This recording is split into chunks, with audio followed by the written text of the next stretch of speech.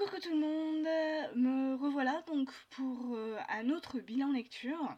Donc j'ai lu encore 4 livres, hein. Je préfère mieux vous le faire sur 4 livres, je trouve que ça va beaucoup plus vite que si j'en lisais un peu plus. Donc j'ai commencé mes lectures par donc Millennium, j'ai continué, hein, hop, excusez-moi. Voilà, Millennium de Stieg Larsson, donc j'ai lu le deuxième. La fille qui rêvait d'un bidon d'essence et d'une allumette. Donc, pour tout vous dire, j'ai eu du mal avec ce tome-là. On va être d'abord avec... on va être plongé dans deux choses différentes. Donc, on va être avec Michael qui va enquêter sur un réseau de prostitution. Donc, dans un premier temps. Et dans un deuxième temps, on va être avec le passé de Lisbeth Salander. Donc on va essayer de comprendre, donc grâce à son passé, qui est assez complexe, hein, pourquoi elle est comme ça, pourquoi elle est antisociale, pourquoi elle a un passé aussi trouble, et on va faire la rencontre de son papa. Donc qui n'est pas vraiment un papa super cool. Donc du coup on va partir sur ces deux plans là et donc il va y avoir des meurtres. Lisbeth Salander va être accusée de ces meurtres et donc Michael va essayer de prouver son innocence. Il va tout faire pour prouver son innocence. Donc voilà.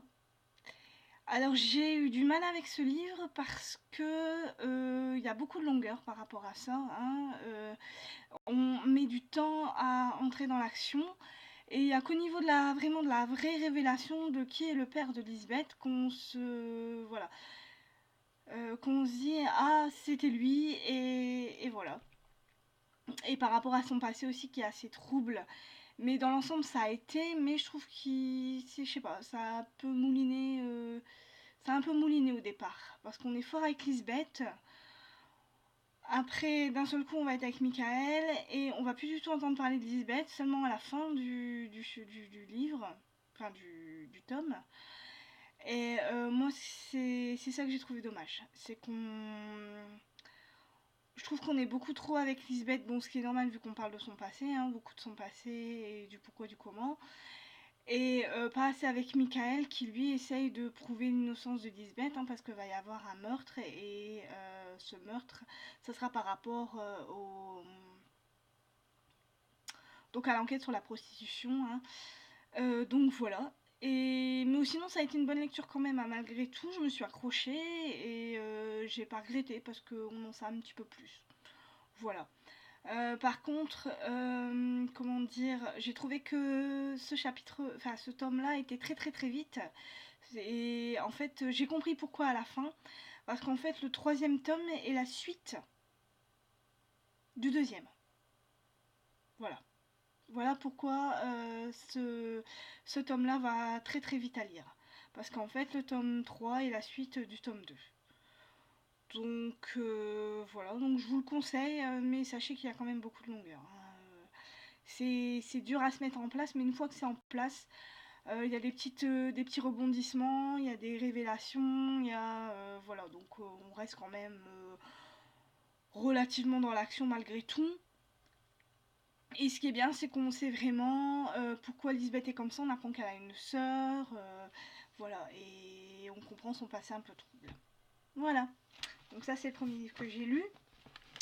Donc le deuxième livre que j'ai lu, donc un roman historique, donc Le Trône maudit de José Luis Corral et d'Antonio Pinheiro.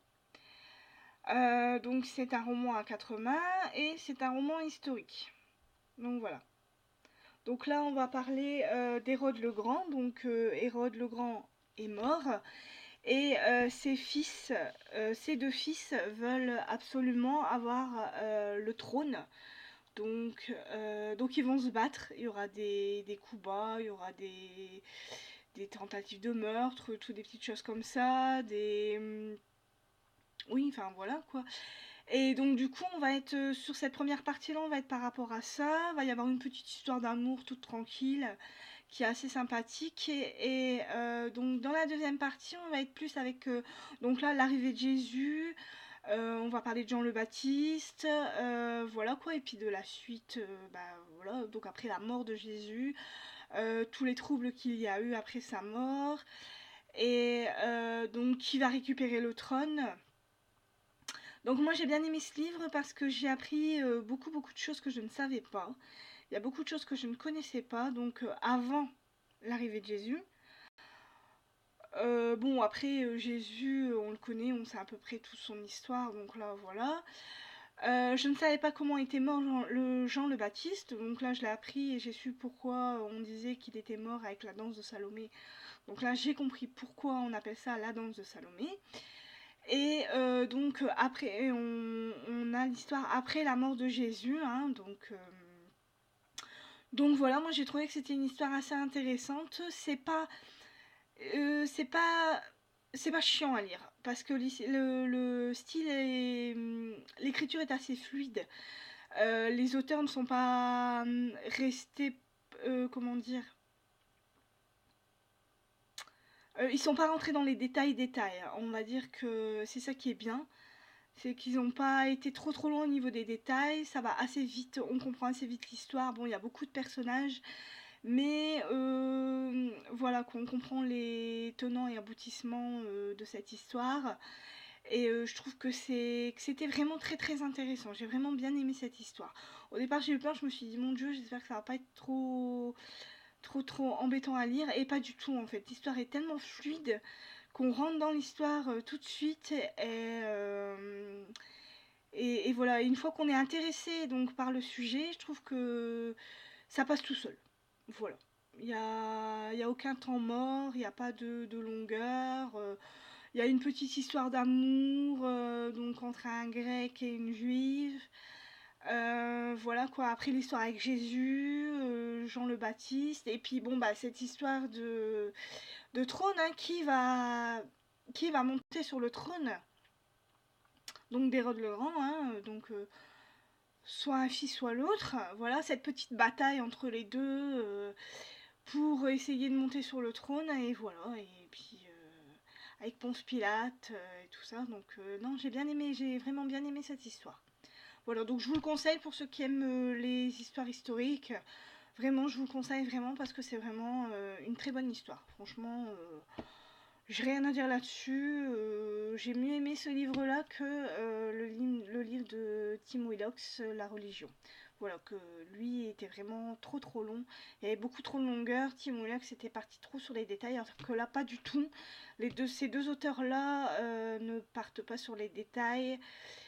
Et vu que l'écriture est assez fluide, on arrive assez à, on comprend assez vite et les chapitres passent vraiment très rapidement. Donc voilà, donc je vous le conseille. Après, je me suis lancée dans la lecture de L'ombre de la baleine de Camilla Grebe, qui a été pour moi plus un livre psychologique que thriller. Voilà. Parce qu'on va être dans un premier temps, donc on va être avec, l'histoire va partir sur trois personnages. Donc on va partir avec Manfred qui est un policier. On va être avec Samuel qui est un jeune garçon de 18 ans qui est paumé, mais paumé bien comme il faut. Et on va partir avec sa mère Pernilla qui elle essaye de joindre les deux bouts et qui n'a pas une vie facile avec son fils qui ne fait que conneries sur conneries. Et donc voilà, donc on va partir avec ces trois personnages là. Donc on va être au départ avec Manfred, il va lui arriver il va lui arriver un malheur. Et dont je ne peux pas vous parler parce que ça vous spoilerait le livre. Et après on va être surtout avec Samuel et Pernilla, donc sa mère. Donc Samuel est un jeune garçon de 18 ans qui est qui a arrêté ses études. Donc il n'a pas de diplôme, il cherche pas vraiment de boulot, donc ça exaspère sa mère qui elle est beaucoup trop envahissante pour lui. Et lui il va commencer à tourner mal, donc il va essayer il va être un, comment on appelle ça, pas un trafiquant de drogue, mais il va, mince, je trouve plus le mot, un dealer, voilà. Il va dealer de la drogue pour un trafiquant. Et malheureusement, il va se passer quelque chose. La mère de Samuel va faire une bêtise, ce qui va faire que Samuel va devoir disparaître de la circulation par rapport à cette bêtise-là. Et il va réussir à trouver du travail. Voilà, donc pour une femme, donc cette femme elle s'appelle Rachel, et elle a un enfant handicapé. Et elle va vouloir que Samuel s'occupe de lui, donc elle va vouloir qu'il lui lise des histoires, qu'il lui fasse écouter de la musique, qu'il lui parle. Donc voilà, mais cette femme elle cache quelque chose. Voilà, ça on le sait, elle cache quelque chose. Et en parallèle à ça, à cette histoire-là, de Samuel et de sa mère et de cette Rachel, va y avoir Manfred et son équipe qui vont enquêter sur des meurtres. Il va y avoir trois meurtres, 3 cadavres qui vont arriver au bord de la plage. Donc le premier cadavre, enfin ça va être le même mode opératoire. Hein. Il va y avoir le premier cadavre donc, qui va arriver sur la berge d'une plage. Donc il va être retrouvé comment dire, enroulé dans du papier spécial avec une grosse chaîne. Et les enquêteurs vont découvrir que sur l'un des pieds de ce cadavre, va y avoir un clou planté dans son talon. Voilà. Et il y a 2 autres cadavres qui vont arriver par la suite et ça va être exactement le même mode opératoire. Donc les flics vont essayer d'enquêter sur ces 3 meurtres, hein, ils vont essayer de trouver qui est le coupable. Et quand on sait le pourquoi du comment, on va tomber sur cette révélation et voilà. Bon, même si c'est un peu long au niveau de l'enquête, on va dire ils vont patauger, les enquêteurs vont vraiment patauger dans cette enquête, ça va être assez long à se mettre en place. Mais au moment où tous les morceaux du puzzle vont s'embriquer, on va comprendre le pourquoi du comment, et là on va tomber sur la révélation qui va nous scotcher en fait. C'est pour ça que c'est plus un roman psychologique, parce que c'est vraiment... faut vraiment essayer de comprendre le déroulement de l'histoire et voilà, donc par rapport aux différents personnages et tout ça, et tout va s'embriquer et on va vite comprendre le pourquoi du comment, et je trouve que cette histoire était vraiment très très bien. Par contre, je conseille, pour les gens qui veulent lire ce livre, lisez d'abord Le journal de ma disparition. Parce que les personnages qui sont dans ce livre-là, donc à part Samuel, Pernia et Manfred, les autres personnages, donc comme... comment elle s'appelle déjà comment est-ce que c'est Maline, une enquêtrice qui s'appelle Maline. Maline, elle, c'est un personnage récurrent. Donc, lisez d'abord Le journal de ma disparition avec l'inspecteur Maline. Et après, lisez L'ombre de la baleine. Parce que ce personnage-là est un personnage récurrent. Et moi, j'ai eu un petit peu de mal quand même à savoir qui était cette femme, même si je savais que c'était une enquêtrice. Mais faut connaître son passé avant de lire ce livre-là. Donc, lisez vraiment Le journal de ma disparition avant de lire L'ombre de la baleine. Moi, j'ai fait cette bêtise-là, j'ai lu celui-là avant. Et j'aurais dû le lire après. Mais on comprend quand même l'histoire. Hein. Je trouve que ça va. On comprend quand même l'histoire parce que les autres personnages ne font pas du tout partie, ne sont pas des personnages récurrents et ne font pas du tout partie voilà, de ça. Donc, mais sinon, ça a été vraiment un très très très bon livre. J'ai vraiment bien aimé. J'adore Camille Agreb. J'avais lu Le cri sous la glace que j'avais adoré. Et là, je me suis dit, bah, tiens, je vais lire celui-là. Malheureusement, j'aurais dû lire l'autre avant. Hein, mais bon, je vais le lire quand même, l'autre. Après, je sais pas quand, mais je pense que je vais me le procurer. Ça, il n'y a pas de souci là-dessus. Donc voilà. Donc je vous le conseille et j'espère qu'il vous plaira vraiment. Mais sachez que c'est plus un livre psychologique qu'un thriller. Il y a l'enquête policière, mais on n'est pas tellement focalisé dessus. On est plus focalisé sur le côté psychologique. Et vous comprendrez pourquoi ce livre est psychologique. Voilà. Alors, après j'ai lu donc le dernier, Percy Jackson, le dernier Olympien, donc le tome 5. Donc on est sur... donc pareil, hein, toujours pareil, on est avec Percy Jackson. Donc là, ça va être la bataille avec Chronos, le titan, qui essaye de détruire l'Olympe. Donc Percy Jackson et ses amis vont essayer d'empêcher Chronos d'arriver donc à l'Olympe pour le détruire. Et donc c'est toute une aventure hein, qui se passe. Hein. Il y a des révélations, il y a des trahisons. Donc là on va être avec les blessés, on va être avec voilà quoi, toute une petite histoire qui est. Moi j'ai adoré cette histoire, j'ai adoré tous ces tomes parce qu'on nous parle de la mythologie grecque, ce que j'ai beaucoup aimé. Et on est avec ce personnage de Percy qui est un personnage très touchant parce que le pauvre il est assez gauche et il essaie tant bien que mal de s'en sortir par rapport à la mission qu'on lui donne parce qu'apparemment d'après une prophétie ça serait lui qui en fait par rapport à la prophétie, comment je vais pouvoir expliquer ça, le héros de l'histoire, le héros hein, celui qui normalement qui vaincrait Chronos normalement donc soit changerait de camp, donc serait avec Chronos, ou soit il tuerait Chronos. Et on pense que c'est Percy Jackson, donc le héros, celui qui va vaincre Chronos. Et on a la révélation et on se dit non, c'est pas possible, et si, c'est possible. Donc voilà, on va être avec toute cette histoire, tout. Il y a une grosse bataille qui se met en place. Donc tous les amis de Percy Jackson, donc tous les monstres, on va être avec cette bataille et c'est vraiment une histoire palpitante. Moi j'ai vraiment beaucoup aimé du premier jusqu'au dernier tome, donc jusqu'au tome 5. Hein. J'ai beaucoup aimé cette histoire, surtout que le livre n'est pas très très long.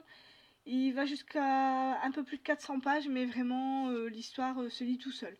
Donc si jamais vous avez des ados de 14-15 ans qui aiment tout ce qui est mythologique, tout ce qui est fantastique, faites-les lire parce que l'histoire est vraiment passionnante. Voilà, c'est tout ce que je peux vous dire par rapport à ça. Faut le lire. C'est un livre qui vaut le coup. Même si vous êtes adulte. Hein. Moi, je suis adulte et je l'ai lu. Voilà. C'est simple à lire, c'est pas compliqué. Bon, il y a la mythologie, on en apprend un petit peu plus. Je trouve que c'est aussi intéressant. Et voilà. Et moi, j'ai adoré ce livre. Je ne peux que vous le conseiller. Voilà. Donc voilà les 4 livres que j'ai lus. Donc je vais continuer mes lectures. Donc là je me mets ma prochaine lecture, là je viens juste de commencer, c'est Octobre de Søren Sveistrup. Voilà. Donc là on va être avec un cadavre. Alors, début octobre, dans la banlieue de Copenhague, la police découvre le cadavre d'une femme amputée d'une main. À côté du corps, un petit bonhomme fabriqué à partir de marrons et d'allumettes. Chargée de l'enquête, la jeune inspectrice Naïa Tulin et l'inspecteur Marc S. découvrent vite que cette figurine est porteuse de mystérieuses empreintes, celle de la fille de Rosa Hartung, ministre des Affaires sociales, enlevée un an plus tôt et présumée morte.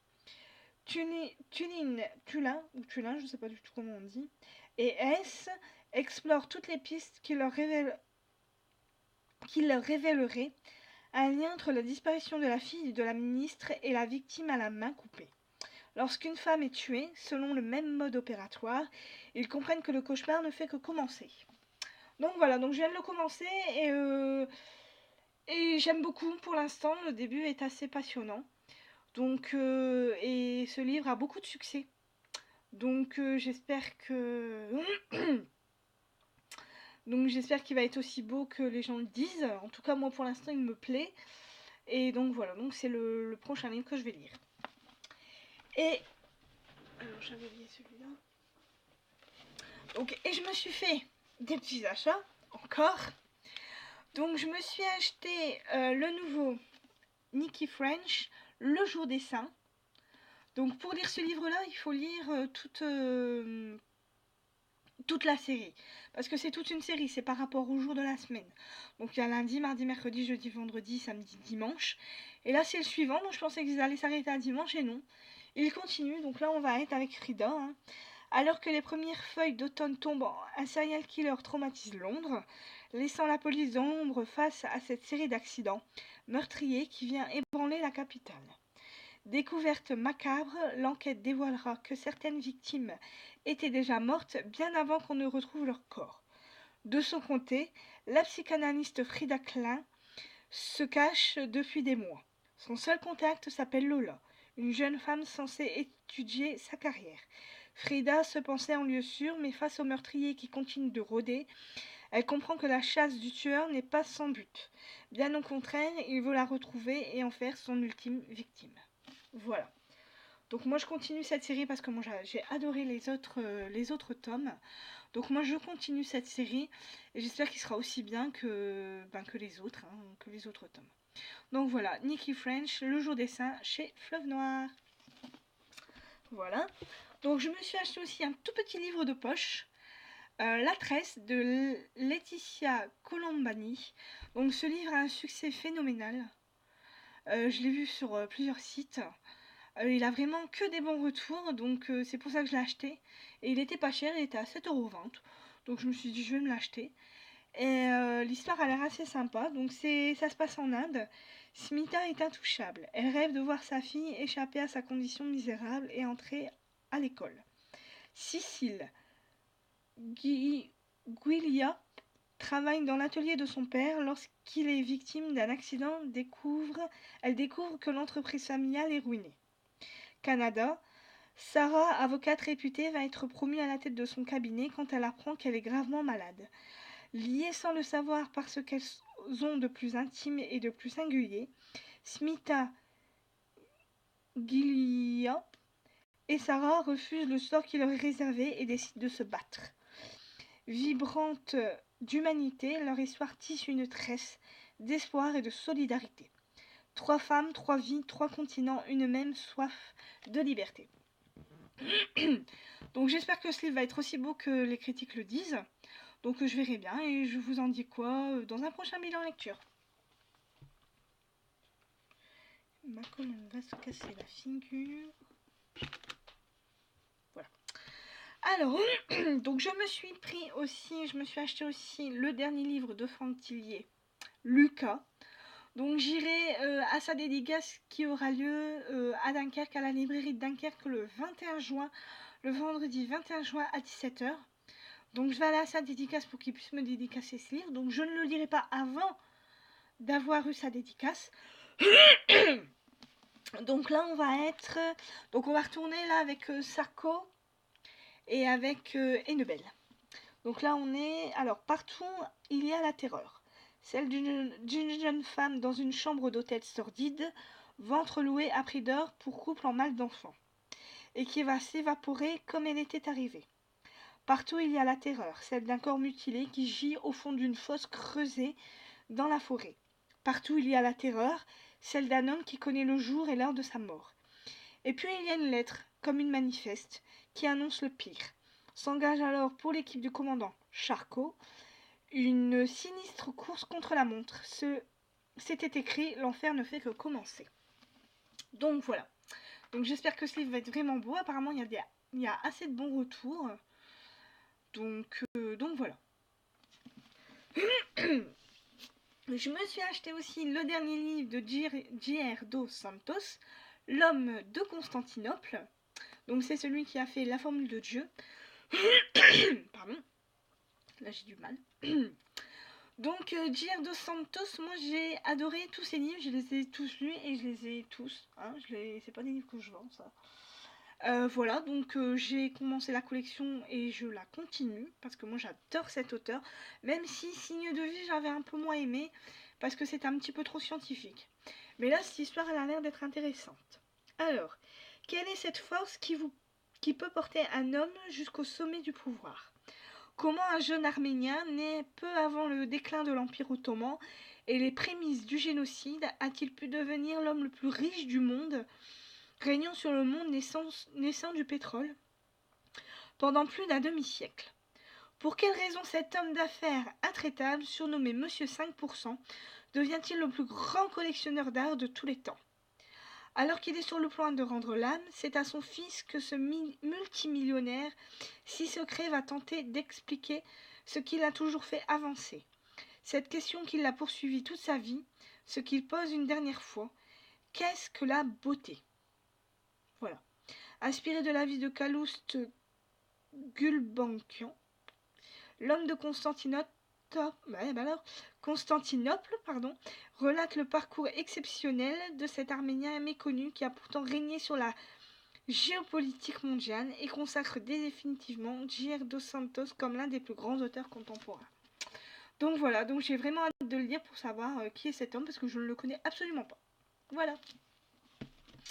Je me suis acheté aussi, ce n'est pas fini, Blanc Mortel de Robert Galbraith. Donc alors en fait, Robert Galbraith, en fait, pour tout vous dire, c'est J.K. Rowling, celle qui a fait les livres d'Harry Potter. Voilà. Elle fait aussi des thrillers, mais elle a sous un pseudonyme. Je vais y arriver. Donc voilà. Donc Blanc Mortel.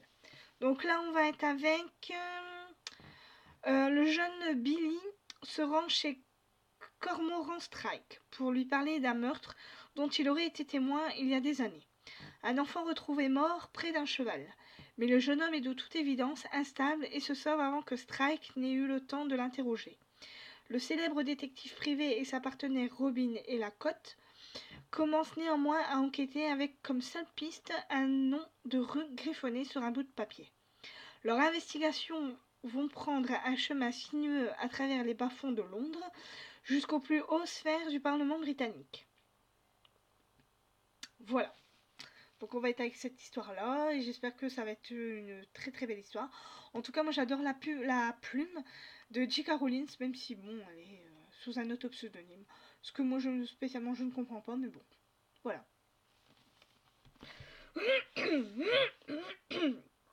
Alors là, j'ai acheté La Nuit du Mal de Giacometti Eraven. Donc c'est un livre fait à 4 mains et c'est un thriller qui va parler donc des SS et là ça c'est une suite. Moi j'ai lu, alors il est où que je calcule? Il est là-bas et c'était L'ombre des ténèbres je crois. Si je me trompe pas, est-ce que c'est écrit? C'est écrit ou c'est pas écrit? Non, c'est pas écrit.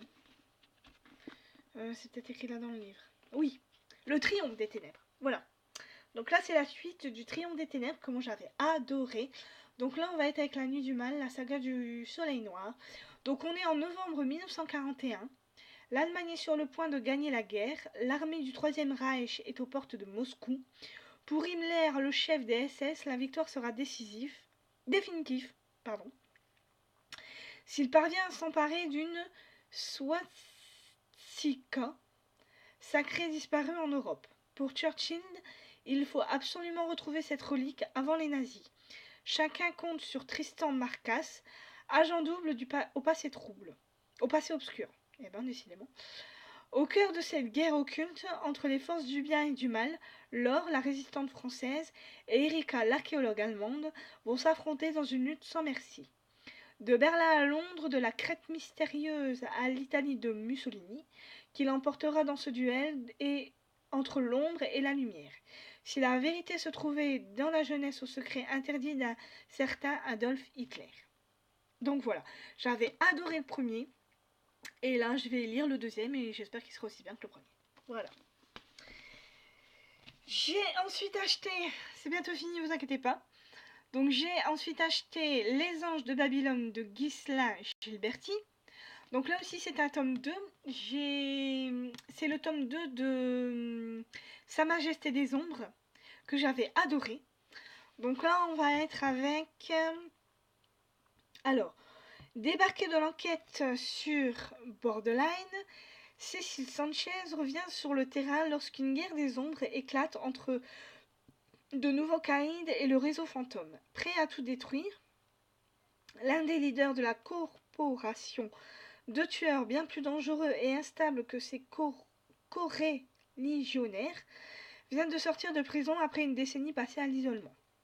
Au centre de cette guerre, pour le contrôle global, les Anges de Babylone, une nouvelle unité qui a grandi dans l'ombre de Borderline, s'apprête à prendre le ciel et s'étendre au périphérique du territoire. Avec toujours la mystérieuse voix pour guider leurs actions, leurs pensées et leurs bras armés. Dans cette zone que la nature est à nouveau sauvage, les anges feront la guerre pour l'homme. Même les anges déchus auront leur croisade et celle qui ouvre la porte au grand chaos balayera tout sur son passage. Il n'y aura pas le moindre quartier. Voilà. Donc là, c'est la suite de Sa Majesté des Ombres que j'avais adoré. Donc j'espère que Les Anges de Babylone sera aussi beau que Sa Majesté des Ombres. Voilà. Et pour finir, je me suis acheté Amour entre adultes d'Anna Ekberg. Donc chez Cherche Midi. Donc là, on va être caché dans l'obscurité sous la pluie. Christian est assis au volant de sa camionnette. Il attend sa femme, Léonora. Soudain, il aperçoit celle-ci en train de courir. Il serre le volant de toutes ses forces. Leur première rencontre, leur premier baiser, leur histoire d'amour. Il essaie d'oublier, de tout oublier. Il ne doit pas penser qu'elle est sa femme, ni même un être humain. D'ailleurs, est-elle encore sa femme? Davantage une menace, quelqu'un qui, s'il ne fait rien, va détruire sa vie. Il a pris sa décision, une décision terrible, il n'a pas le choix. Il appuie sur l'accélérateur. Il voudrait pouvoir fermer les yeux, mais c'est impossible. Une dernière image avant le choc, la queue de cheval de Léonora, qui se balance en rythme dans la pluie. Trop tard pour changer d'avis. Voilà. Donc j'espère que ce livre va être beau. Il y a des... Comment dire? Il y a des avis mitigés. Mais moi déjà j'adore la couverture, j'adore cette... je sais pas, ça fait un peu style des années 50-80. Et moi j'adore ce style, cet effet sépia comme ça, moi j'aime bien. Voilà. Donc voilà tous les livres que j'ai achetés et voilà tous les livres que j'ai... Voilà, vous avez vu tous les livres que j'ai lus. Et le livre que je suis en train de lire, hein, donc voilà. Donc j'espère que cette vidéo vous aura plu et que tous les livres que je vous ai présentés là vont vous tenter pour les lire. Dernière petite chose, donc pour les gens qui veulent le savoir, je vais mettre ma vidéo en lien. Donc je vais la mettre sur YouTube. Donc s'il y a des gens qui veulent regarder ma vidéo sur YouTube, je vais mettre le lien en dessous. Voilà, quand je mettrai la vidéo, je mettrai le lien en dessous. Autre petite chose, pour ceux qui veulent savoir, je vends certains de mes livres sur un site, Rakuten, anciennement Prince Minister. Donc je vends certains de mes livres. Donc pour ceux qui voudraient voir les livres que je vends et en acheter, je vais vous mettre le lien donc en dessous de la vidéo, pareil. Hein, donc si vous voulez aller voir, il n'y a pas de souci. Et si jamais vous êtes intéressé et que vous habitez pas trop loin, dites-le moi, comme ça moi je viens directement, ça me dérange pas du tout de me déplacer et je vous le vends directement de main en main. Par contre, s'il y en a donc qui habitent beaucoup trop loin, là dans ces cas-là, vaudrait mieux l'acheter donc sur mon site. Hein. Donc sur mon site Rakuten, sachez que les livres que je vends, généralement je les vends aussi à 3 €, hein, sauf si le livre est assez neuf. Généralement c'est Rakuten qui décide des prix. Et quand il est assez neuf, les prix sont élevés, hein, entre 6 et 7 € à peu près. Plus les frais de port, il faut savoir qu'il y a les frais de port. Donc voilà, donc sachez que je vends beaucoup de livres sur ce site. Notamment je vais vendre là le Trône maudit, hein, vu que c'est un roman historique. Par contre il y en a beaucoup que je vais vendre aussi. Octobre je le vendrai. Alors attendez, octobre je le vends. L'ombre de la baleine, je vais le vendre aussi, mais pas tout de suite. C'est des livres que je vends pas tout de suite parce que je les prête d'abord à une amie avant de les vendre. Donc si jamais vous les voyez sur mon site et que je les vends, et si vous êtes intéressé, dites-le moi. Dans ces cas-là, j'essaierai de m'arranger pour vous les vendre et pas les mettre sur mon site. Par contre, si vous habitez trop loin, malheureusement, là, je les vendrai sur mon site et là, il faudra les acheter dessus. Hein. Ça, il n'y a pas de problème. Troisième petite chose, je fais un blog aussi avec toutes les chroniques de mes livres. Donc là aussi, le lien de mon blog, je vais le mettre en lien, en dessous de ma vidéo. Donc surtout pour ceux qui sont intéressés, cliquez dessus, voilà, vous aimez ou pas.